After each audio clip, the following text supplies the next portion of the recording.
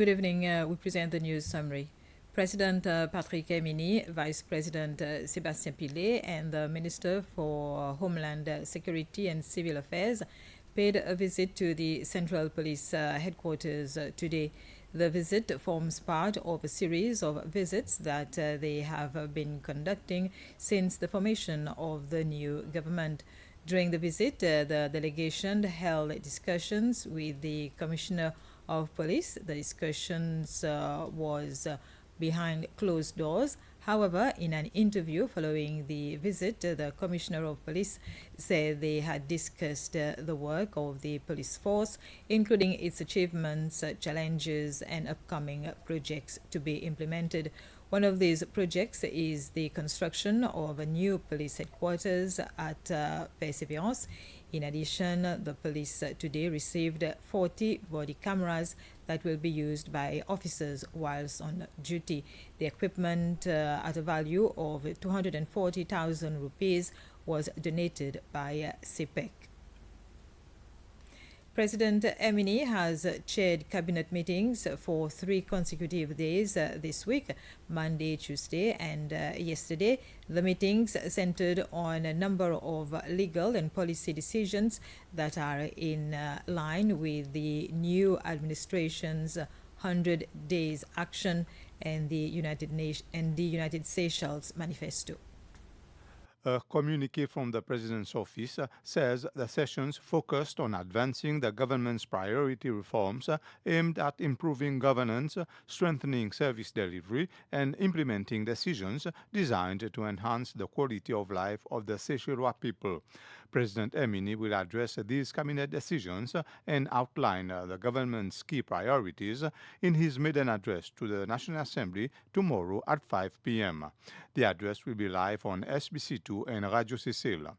Before the address, the National Assembly will hold a first sitting at 2 p.m.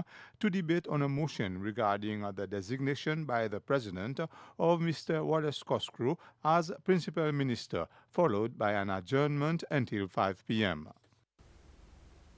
The Minister of Fisheries, Agriculture and the Blue Economy, Wallace Cosgrove, visited vets and other workers who are helping in the animal sterilization program.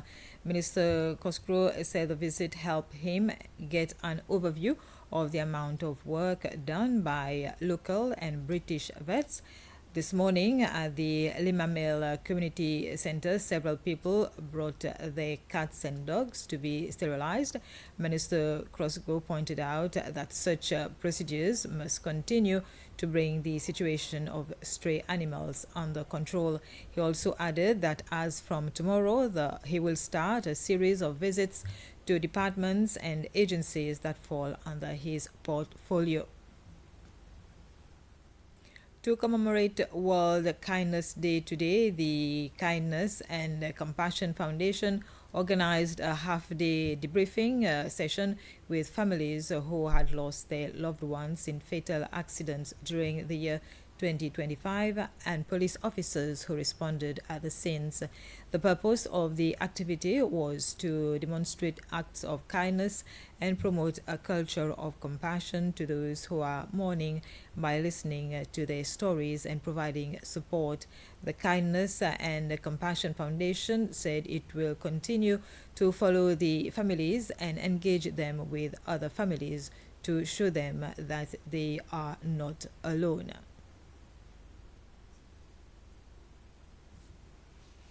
Several young and older men on Pralin say they feel empowered after attending a talk to help them face the issues of daily life better. During the month of November, the Family Department organized activities to make the men feel they matter. According to psychotherapist Jimmy Petrus, sometimes men struggle in life because of the lack of support from people that matter to them the most. The father is so invested in the child. The father wants to be present. The father does not want the child to be father deprived. So the father feels like automatically by default, the mother is seen as the rightful parent for the child, while the father feels that he has to fight for the child. So there's already a sense of injustice. So most fathers then feel discouraged, that they feel the system, quote unquote, is against them. And then every ounce of their time, every ounce of their energy is devoted towards fighting just for the privilege of seeing their children twice a month. Because of that, stress of going through the whole process, they just feel like, okay, I'm just going to give up. One day when my child grows up, he or she will understand. But often then, guess what happens? The child grows up with a father deprived experience. And then it creates its own kind of worm that manifests into society in a negative way instead of a positive way. So we're just saying, if in case parents separate, at least give them equal opportunity to be present in the life of their child as much as possible on a daily basis. We can iron out the details, but offer the opportunity for both parents instead of just by default favoring one over the other. And this was the news summary. Thank you for your attention.